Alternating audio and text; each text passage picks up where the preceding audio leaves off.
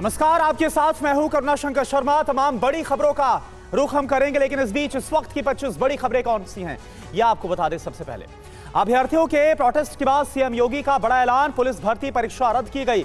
6 महीने के भीतर दोबारा से परीक्षा का ऐलान किया गया। यूपी पुलिस भर्ती परीक्षा रद्द होने पर बोले सीएम योगी, खिलवाड़ करने वालों पर सख्त एक्शन होगा। पेपर लीक की जांच कर रही है एसटीएफ। सीएम योगी बोले, परीक्षाओं की शुचिता से कोई समझौता नहीं, अराजक तत्वों के खिलाफ होगी सख्त कार्रवाई।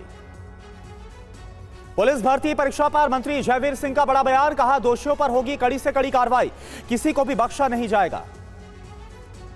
पुलिस भर्ती परीक्षा रद्द होने पर बोले राहुल गांधी, छात्र शक्ति और युवा एकता की बड़ी जीत है। एकजुट होकर लड़ने से ही अपना हक जीता जा सकता है। कांग्रेस और आम आदमी पार्टी का दिल्ली समेत 5 राज्यों में गठबंधन। दिल्ली में 4 सीटों पर आप जबकि 3 पर लड़ेगी कांग्रेस। वहीं पंजाब में दोनों अलग अलग चुनाव लड़ेंगे। हरियाणा में 9 सीटों पर कांग्रेस और 1 सीट पर आप। गोवा में दोनों सीटों पर लड़ेगी कांग्रेस, जबकि गुजरात में 24 सीटों पर कांग्रेस तो 2 सीटों पर आम आदमी पार्टी चुनाव लड़ेगी। भरूच सीट आम आदमी पार्टी को मिलने पर भड़की मुमताज पटेल, कार्यकर्ताओं से मांगी माफी। 45 साल की विरासत हुई व्यर्थ। नए आपराधिक कानूनों पर नोटिफिकेशन जारी। 1 जुलाई से होंगे लागू। भारतीय नागरिक सुरक्षा संहिता का नोटिफिकेशन, न्याय संहिता और साक्ष्य अधिनियम लागू होंगे। पीएम मोदी ने दुनिया की सबसे बड़ी अन्न भंडारण योजना को लॉन्च किया। बोले, विकसित भारत के लिए सहकारिता अहम है, सहकार से समृद्धि का संकल्प हो रहा है साकार। दिल्ली के भारत मंडपम में बोले अमित शाह, सहकारिता क्षेत्र में फूके जा रहे हैं नए प्राण। आने वाले दिनों में किसानों के लिए नई ताकत बनेगी सहकारी समितियां। देश के सबसे लंबे केबल स्टेयर्ड सिग्नेचर ब्रिज का कल उद्घाटन करेंगे प्रधानमंत्री मोदी। ओखा और बेट द्वारका को जोड़ेगा यह ब्रिज। करीब 1000 करोड़ रुपए की लागत से बना है यह ब्रिज। आज गुजरात के जामनगर में रोड शो करेंगे पीएम मोदी। गुजरात को 48,000 करोड़ के विकास कार्यों की सौगात देंगे। आज दिल्ली में यूपी बीजेपी की शाम 4 बजे बीजेपी मुख्यालय में बैठक। लोकसभा चुनाव को लेकर हो सकते हैं कई बड़े फैसले। मुरादाबाद की न्याय यात्रा में प्रियंका गांधी का बीजेपी पर हमला। कहा, बीजेपी की सरकार में सबसे ज्यादा बेरोजगारी। राहुल बोले, देश में ध्यान भटकाने की कोशिशें हो रही। शरद पवार ने रायगढ़ में अपनी पार्टी का सिंबल लॉन्च किया। चुनाव आयोग से मिला तुरहा बजाता हुआ आदमी का सिंबल। रोहित पवार बोले, जनता शरद पवार को लेकर भावुक है। लोकसभा चुनाव से पहले असम सरकार का बहुत बड़ा फैसला। मुस्लिम विवाह और तलाक अधिनियम को किया खत्म। बाल विवाह को रोकने की ओर कदम बताया इसे। असम में मुस्लिम मैरिज एंड डाइवोर्स एक्ट खत्म करने के फैसले पर भड़के सांसद एसटी हसन। ऐसा बर्दाश्त नहीं किया जाएगा। चुनाव सिर पर है और यह चुनावी स्टंट है। यूपी के कासगंज में दर्दनाक हादसा हो गया। श्रद्धालुओं से भरी ट्रैक्टर ट्रॉली तालाब में गिरने से 20 से ज्यादा लोगों की मौत हो गई। गंगा स्नान करके लौट रहे थे श्रद्धालु। ज्यादातर मरने वालों में महिलाएं और बच्चे। श्री कृष्ण जन्मभूमि मुकदमे के वादी आशुतोष पांडे को बम से उड़ाने की धमकी। पाकिस्तान के नंबर से व्हाट्सएप कॉल के जरिए धमकी मिली। राजस्थान के सरकारी स्कूल में 3 शिक्षक सस्पेंड किए गए। हिंदू लड़की की टीसी पर इस्लाम लिखने का आरोप लगा है। हिंदू लड़कियों को जबरन नमाज पढ़ाने का भी आरोप लगा है। छत्तीसगढ़ के सुकमा में डीआरजी जवानों और नक्सलियों के बीच मुठभेड़। एक नक्सली ढेर हुआ, नक्सली का शव बरामद हुआ। नागपुर एयरपोर्ट पर 50 लाख का सोना जब्त हुआ। कपड़े में स्प्रे करके शारजाह से छिपाकर लाए थे सोना। आरोपी से 77 लाख के फोन, घड़ी भी जब्त की गई। मुंबई एयरपोर्ट पर 2.5 करोड़ के सोने की तस्करी का पर्दाफाश हुआ। 72 घंटे में 4 किलो 65 ग्राम सोना जब्त हुआ है। मॉडल तान्या सुसाइड केस में बड़ा खुलासा हुआ। व्हाट्सएप मैसेज से सूरत पुलिस को मिला बड़ा क्लू। क्रिकेटर अभिषेक शर्मा को तान्या ने किया था मैसेज। और देखिए, बड़ी खबर का हम रुख कर रहे हैं। नए आपराधिक कानूनों पर नोटिफिकेशन को जारी कर दिया गया है। 1 जुलाई से लागू होंगे नए आपराधिक कानून। भारतीय नागरिक सुरक्षा संहिता का नोटिफिकेशन जारी किया गया है। न्याय संहिता और साक्ष्य अधिनियम लागू होंगे। आमोद राय इस वक्त हमारे साथ जुड़े हैं पूरी जानकारी के साथ। आमोद, क्या जानकारी? इसे संसद से बाकायदा पास कराया गया और उसके बाद अब इसका नोटिफिकेशन। देखिए, साफ तौर पे ये 21 दिसंबर को पास कराया गया था। उसके बाद से ये चर्चा चल रही थी कि कब तक इसको अप्लाई किया जाएगा, कब तक इसको लागू किया जाएगा। तो आज नोटिफिकेशन जारी कर दिया गया है और इसको जुलाई में 12 जुलाई के बाद इसका जो है अप्लाई करने की कार्यक्रम शुरू हो जाएगा। और सबसे महत्वपूर्ण बात यह है कि जिस तरह से भारतीय तीनों ही कानूनों में बदलाव किया गया था, भारतीय दंड संहिता में बदलाव किया गया था, भारतीय न्याय संहिता में बदलाव किया गया था और उसके अलावा जो एविडेंस एक्ट है उसमें बदलाव किया गया था। इन तीनों को अब देश में लागू करने का वक्त आ गया है और सरकार ने इसको आज नोटिफाई करके अपनी मंशा जो है जाहिर कर दी है कि इसने जो बिल बनाया था उसको अब लागू भी किया जा रहा है। तो ये आज एक बड़ा फैसला है सरकार का कि लोकसभा चुनाव से पहले इसको लागू करना था और लागू कर भी दिया गया। करुणा, शुक्रिया आपका आमोद इस पूरी जानकारी के लिए। और चलिए अब रुख करते हैं आज की सबसे बड़ी खबर का। यूपी पुलिस भर्ती परीक्षा को रद्द कर दिया गया है और यह आज की सबसे बड़ी खबर है। 6 महीने के अंदर दोबारा से परीक्षा होगी। जो जानकारी सामने आई है तो ये आपको बता दें कि हजारों की संख्या में जो छात्र हैं वो प्रदर्शन कर रहे थे, दोबारा से परीक्षा कराने की मांग की जा रही थी। परीक्षा रद्द होने पर खुशी के साथ झूमे हैं सभी अभ्यर्थी। लखनऊ से अपने अपने घर लौट रहे हैं अब छात्र। लखनऊ से प्रीति श्रीवास्तव की रिपोर्ट भी हम आपको दिखाते हैं, लेकिन इससे पहले ये चार तस्वीरें जरा आप देखिए किस तरह से योगी सरकार की तरफ से फैसला लिया गया। खुद योगी आदित्यनाथ की तरफ से एक्स पर यह जानकारी दी गई कि जो यूपी पुलिस भर्ती परीक्षा है जिसे 17 और 18 फरवरी को करवाया गया था, 4 पालियों में इसको रद्द किया गया और 6 महीने के भीतर जो परीक्षा है वो दोबारा कराई जाएगी। और सिर्फ इतना ही नहीं, बाकायदा यह भी बताया गया सरकार की तरफ से कि कैसे जो दोषी है उनके खिलाफ कार्रवाई होगी। एसटीएफ जांच कर रही है। परीक्षा रद्द होने पर खुशी के साथ अभ्यर्थी झूमे हैं। लखनऊ से अपने अपने घर लौट रहे हैं छात्र।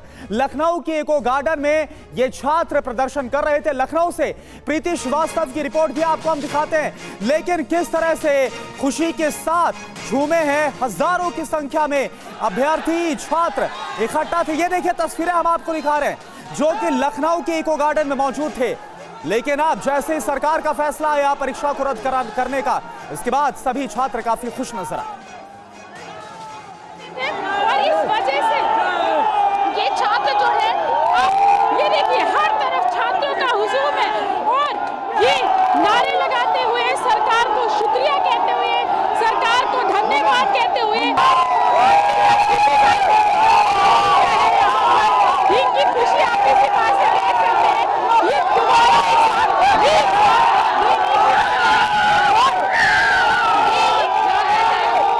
से पूछना चाहते हैं कि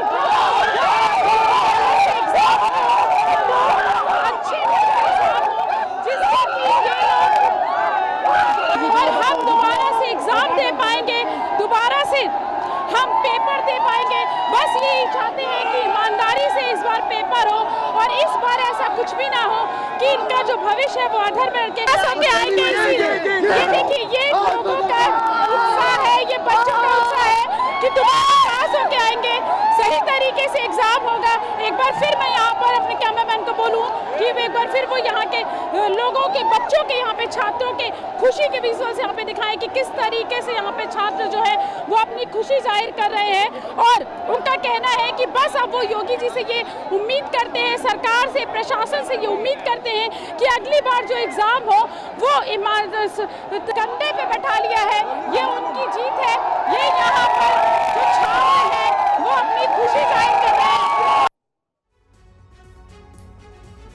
तो आपने देखा किस तरह से जो छात्र है वो खुशी से नाच उठे। और इस बीच एक और बड़ी खबर आपको बताएं, यूपी के मुख्यमंत्री योगी आदित्यनाथ ने खुद सोशल मीडिया पर भर्ती परीक्षा रद्द करने पर क्या लिखा है यह आपको बताते हैं। तो पेपर लीक करने वालों को योगी आदित्यनाथ की चेतावनी सामने आई है। एक्स पर यह पोस्ट किया गया यूपी के सीएम की तरफ से। यूपी पुलिस आरक्षी नागरिक पुलिस के पदों पर चयन के लिए आयोजित परीक्षा 2023 को निरस्त करने और 6 माह के भीतर ही पुनः परीक्षा कराने का आदेश दिया गया है। परीक्षाओं की शुचिता से कोई समझौता नहीं किया जा सकता। युवाओं की मेहनत के साथ खिलवाड़ करने वाले किसी को भी किसी दशा में बख्शा नहीं जाएगा। ऐसे अराजक तत्वों के खिलाफ कठोरतम कार्रवाई होनी तय है। यह यूपी के सीएम योगी आदित्यनाथ की तरफ से एक्स पर पोस्ट करके लिखा गया। और इस बीच इसी से जुड़ी एक और बड़ी खबर आपको बताएं। यूपी पुलिस परीक्षा रद्द होने पर बोले मंत्री जयवीर सिंह, दोषियों पर कड़ी से कड़ी कार्रवाई होगी। मंत्री जयवीर सिंह की तरफ से यह कहा गया, अभी तक कई आरोपियों को जेल भेजा गया है, किसी को भी बख्शा नहीं जाएगा। कैबिनेट मंत्री जयवीर सिंह का यह बयान। कड़ी से कड़ी कार्रवाई इस सरकार में कोई भी भर्ती हो निष्पक्ष पारदर्शिता के साथ हो, यह प्रयास किया जाता है। निश्चित रूप से तमाम लोग जिन्होंने परीक्षा में सेंध लगाने का प्रयास किया, तमाम लोग बहुत सारे जिलों में जेल भेजने का काम किया गया है और किसी भी कीमत पर ऐसे लोगों को बख्शा नहीं जाएगा। और चलिए अगली बड़ी खबर का रुख करते हैं और बेहद ही दुखद खबर है जो कि यूपी के कासगंज में हादसा हुआ है। कासगंज हादसे में अब जानकारी ये सामने आ रही है कि जो मरने वालों की संख्या है वो बढ़ गई है। 22 लोगों की मौत की जानकारी मिल रही है। मरने वालों में ज्यादातर महिलाएं और बच्चे हैं। श्रद्धालुओं से भरी ट्रैक्टर ट्रॉली तालाब में पलट गई। गंगा स्नान करके ये सभी श्रद्धालु लौट रहे थे और इसी बीच बताया जा रहा है कि ट्रैक्टर पर से जो ड्राइवर है वो अपना नियंत्रण खो बैठा और इसके बाद जो ट्रैक्टर ट्रॉली है वो जाकर पास के ही तालाब में पलट गई। और इसमें सबसे ज्यादा जिनकी मौत हुई है वो महिलाएं और बच्चे बताए जा रहे हैं। और अभी भी क्रेन और जेसीबी की मदद से रेस्क्यू का काम किया जा रहा है। और अब आपको दिखाते हैं पाकिस्तान पर ईरान की सर्जिकल स्ट्राइक की बड़ी खबर।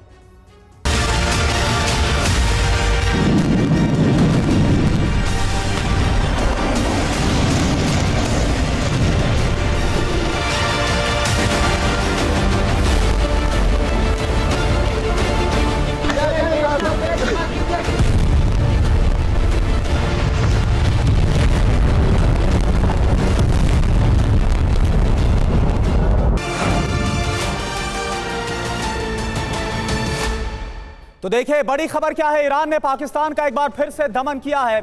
ईरान की ब्लैक लिस्ट में कुछ ऐसे आतंकवादी हैं जिनको पाकिस्तान ने पनाह दे रखी है और यही वजह है कि पाकिस्तान और ईरान के बीच तनाव पैदा हो रहा है।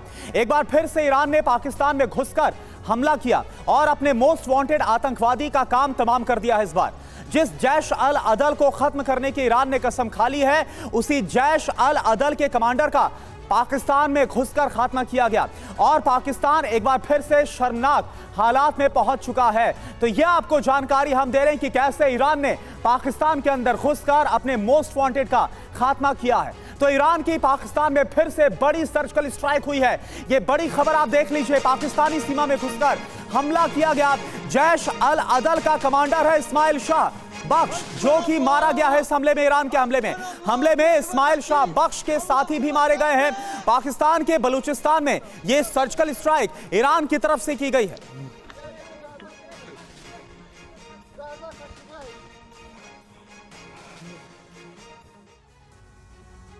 तो पाकिस्तान और ईरान के बीच नए सिरे से तनाव बढ़ गया है क्योंकि एक बार फिर से ईरान ने पाकिस्तान को आईना दिखाने का काम किया है। पाकिस्तान में शरण लिए हुए जैश अल अदल का टॉप कमांडर मार गिराया गया है।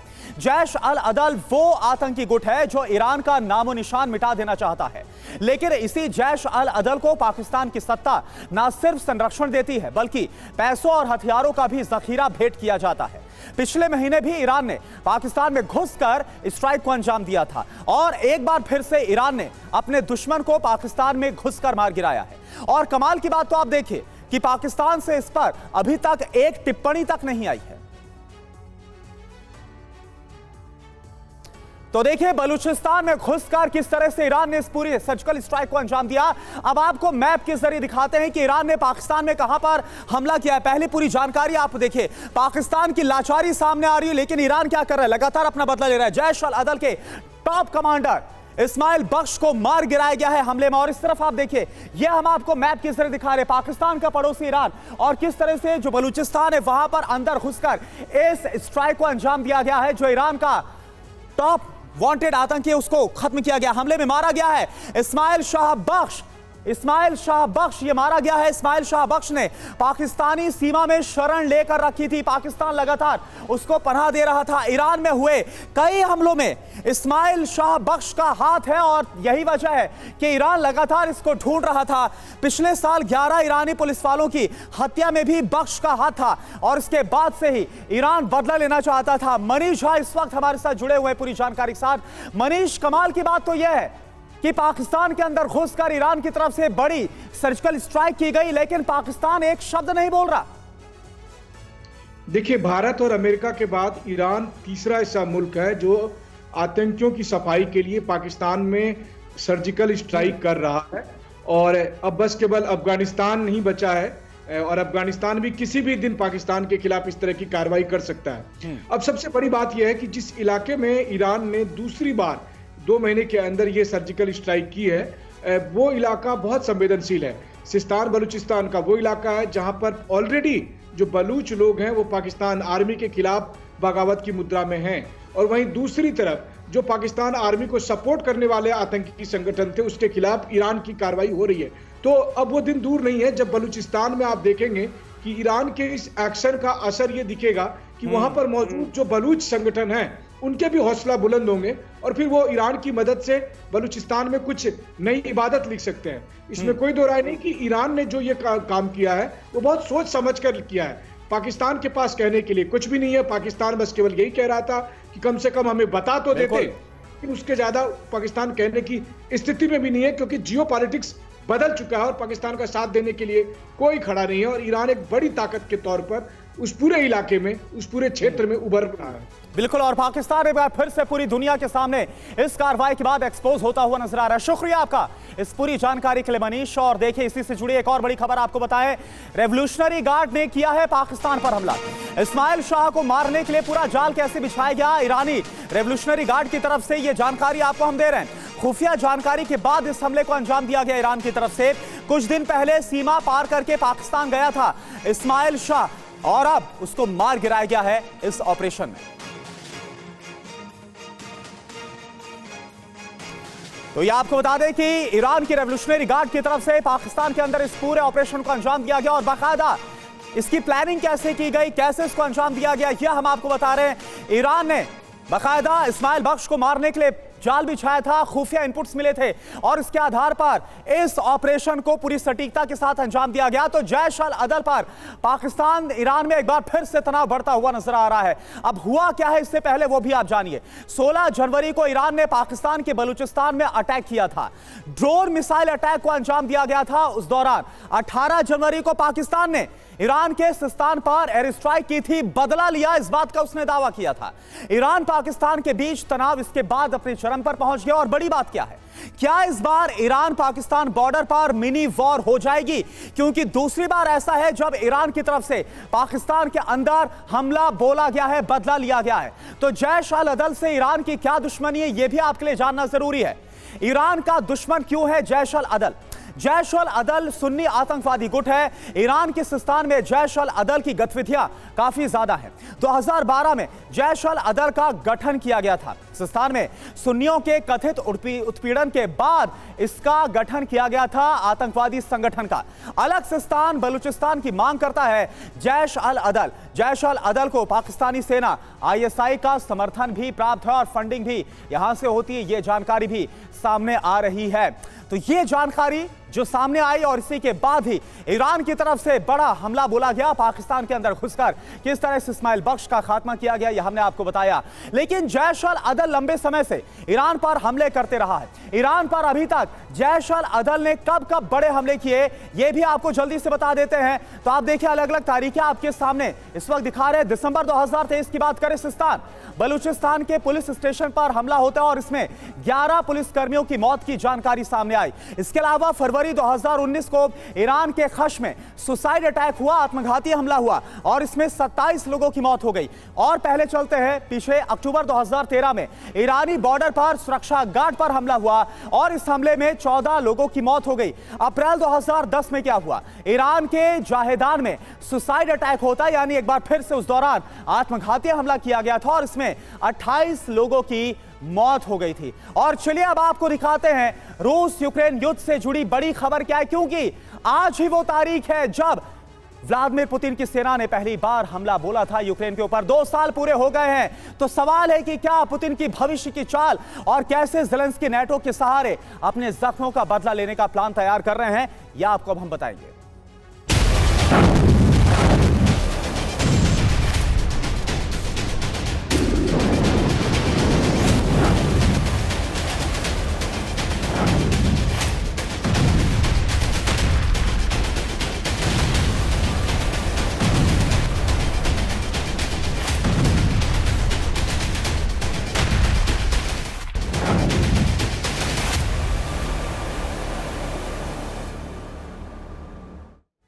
तो युद्ध के 2 सालों का हिसाब आपको दे उससे पहले रूस यूक्रेन युद्ध की 10 बड़ी खबरें आपको बता देते हैं। तो पहली बड़ी खबर क्या है? रूस के सबसे बड़े प्लांट पर हमला हुआ है।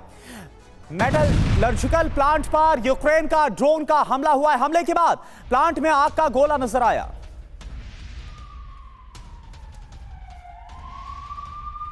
अगली बड़ी खबर, रूसी सेना ने यूक्रेनी इलाकों में बमबारी की है। नाइपर नदी के आसपास के इलाकों पर बड़े हमले को अंजाम दिया गया। ग्लाइड बम से रूसी सेना ने तबाही मचाई है। और तीसरी बड़ी खबर, यूक्रेनी सेना का रूस में बड़ा हमला। रूसी ग्लाइडिंग FAB ने बम वर्षा की है।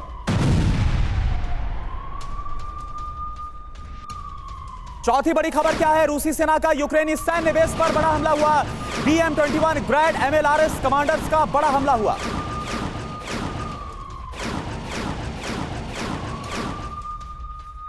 पांचवी बड़ी खबर, रूसी सेना के काफिले पर बड़ा हमला। यूक्रेनी सेना ने ड्रोन से बम गिराए। कई रूसी सैनिकों के मौत का दावा।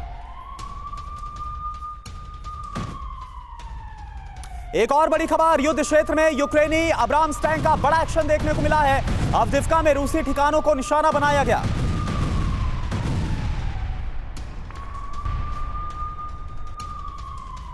खबर डोनेत्स्क से है। डोनेत्स्क में यूक्रेनी सेना का बड़ा पलटवार। रूस के हथियार भंडार पर बड़ा हमला किया गया है। रूसी उपकरण और गोला बारूद इस हमले में तबाह हो गया।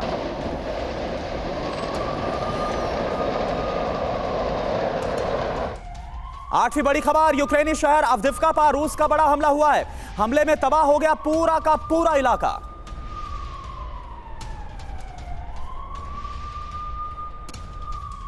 वॉर जोन से एक और बड़ी खबर, रूसी सेना का यूक्रेनी फोर्स पर बड़ा हमला। यूक्रेनी A-50 को मार गिराने में कामयाबी।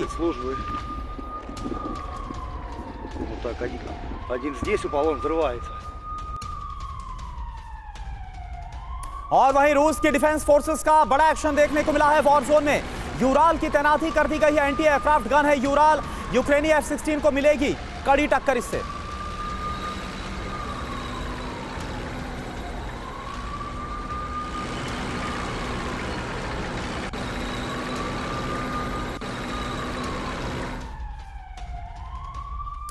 तो रूस यूक्रेन युद्ध को आज 2 साल पूरे हो गए हैं। सबसे पहले आपको 5 बड़ी बातें समझाते हैं जो कि आपके लिए जानना बहुत जरूरी, क्योंकि आज ही वो दिन है जब रूस की तरफ से पहला हमला बोला गया था।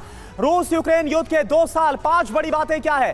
पूर्वी यूक्रेन के 5 बड़े इलाके अब रूस के कब्जे में आ चुके हैं। दूसरी बड़ी बात क्या है? यूक्रेन के करीब 18% हिस्से में इस वक्त रूसी कब्जा हो चुका है, यानी कि खोया है सिर्फ यूक्रेन ने।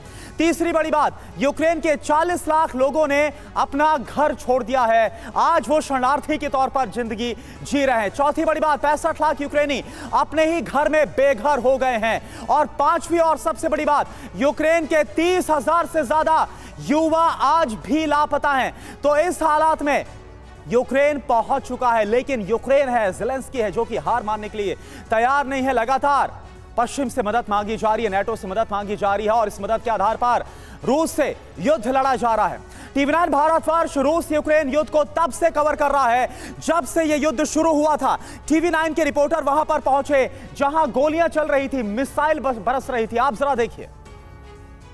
हम इस वक्त डोनबास में बाखमुत और अवदिव्का के बीचों बीच स्थित हैं और T-72 टैंक पर सवार हैं और हमारा मकसद ये दिखाने को है कि देखिए इस इलाके में किस तरीके से रूस की सेना ने यूक्रेन की सेना को शिकस्त देते हुए इस इलाके में पूरी तरह से अपना होल्ड बनाए रखा। अगले कुछ दिनों में ही टैंकों के बीच महाभारत होने वाला है। एक तरफ रूस के टैंक होंगे, दूसरी तरफ अमेरिका, जर्मनी और दूसरे यूरोपीय देशों के द्वारा दिए हुए यूक्रेन को वो सब टैंक होंगे, चैलेंजर टैंक, अब्राम टैंक। और इन सब से जब लड़ाई होगी तो सबसे बड़ा सवाल यही है कि इस कुरुक्षेत्र में जीतेगा कौन, किसका हथियार ब्रह्मास्त्र साबित होगा, कौन इस हथियार से अपने विजयश्री के पताका को फहराएगा।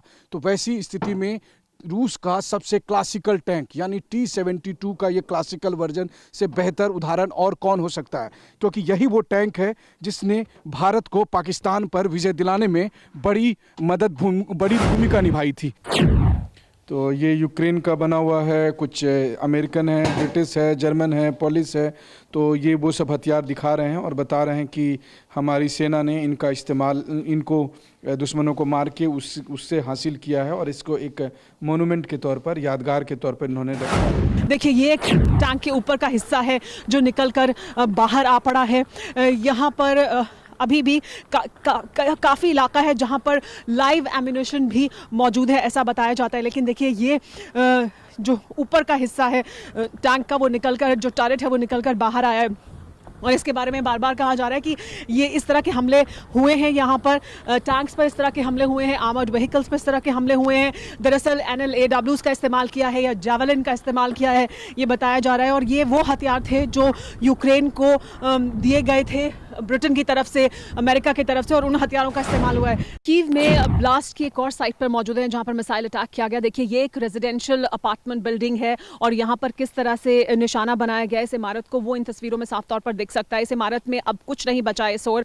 हम आपको आगे लेकर चलते हैं और दिखाते हैं कि देखिए, ये है वो दरअसल एपिसेंटर जहाँ पर आकर ये मिसाइल गिरी थी। यहाँ ठीक इस एंट्रेंस के बाहर, यानी इस इमारत में जाने का जो एंट्रेंस है उसके ठीक बाहर यहाँ पर एपिसेंटर था। यहाँ पर आकर वो मिसाइल गिरी और उसके बाद देखिए, यहाँ जो इस वक्त सामान, जो आप ये सब कचरा देख रहे हैं, दरअसल इस इमारत से नीचे आकर गिरा है। इस इमारत में आग लग गई थी।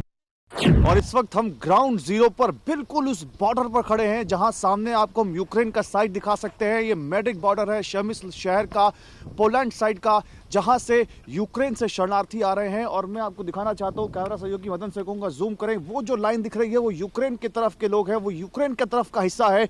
वो जो सामने गाड़ियां दिख रही हैं, ये यूक्रेन से आई हुई गाड़ियां हैं जिससे लोग भर भर कर आ रहे हैं पोलैंड बॉर्डर पर। मेडिक बॉर्डर है शमिस्ल शहर का और यहां पर आप देखिए वो जो लाइन दिख रही है, आइए मैं आपको दिखाने की कोशिश करता हूं। वो जो लाइन दिख रही है इस वक्त वो यूक्रेन के लोगों की है जो यहां पर माइग्रेट होकर आए हैं। तो देखिए, आप उस वक्त की रिपोर्ट देख रहे थे जब यह युद्ध शुरू हुआ था। सबसे पहले कौन पहुंचा था? TV9 भारतवर्ष वहां पर पहुंचने वाला चैनल था।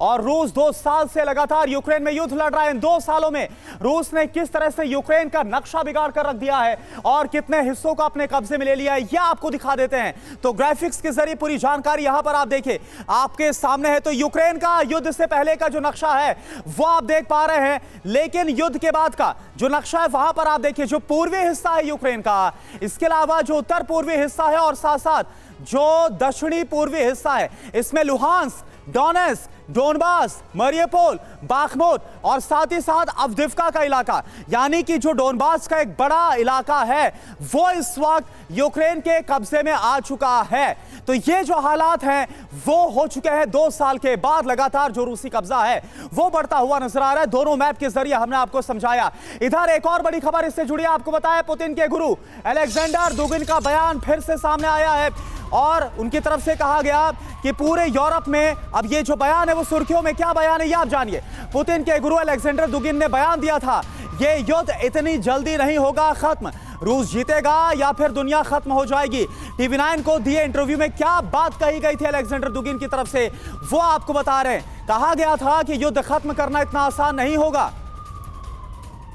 There is 2 possibilities. First possibility that it will end when we win. In that moment, it's not too early. When it is not too easy as it happens. And there is the second possibility.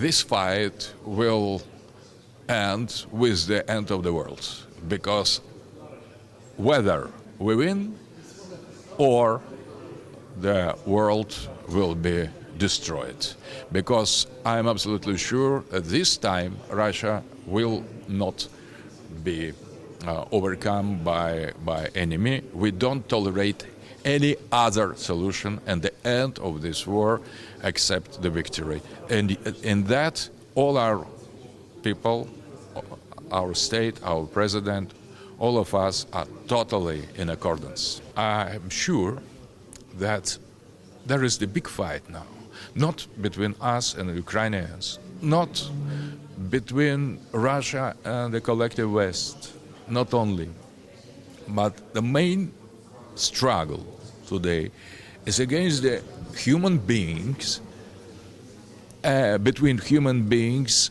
and the evil power that attack every country, every culture, every people. And this black power want to destroy the spirit, the soul, the truth, and replace that by conventional wisdom, by fake news, by totally perverted anti-human pseudo-civilization. And Dasha was assassinated precisely for defending not only Russia, not only Russian world, but the humanity, the soul, the dignity of the spirit against this anti-civilization. तो देखा आपने कितना स्पष्ट कह दिया गया था Vladimir Putin के गुरु अलेक्जेंडर दुगिन की तरफ से, या तो रूस जीतेगा या फिर दुनिया खत्म होगी। और एक और बड़ी खबर आपको बताएं, यूक्रेन युद्ध में बड़े विनाश की आशंका जाहिर की जा रही है। रूस में परमाणु युद्ध की तैयारी तेज हो गई है। पुतिन ने परमाणु हथियारों को अपडेट करने का आदेश भी दे दिया है। तो क्या 2 साल बाद अगला कदम विनाशकारी कदम होगा परमाणु युद्ध? पुतिन की तरफ से यह बड़ा सवाल है।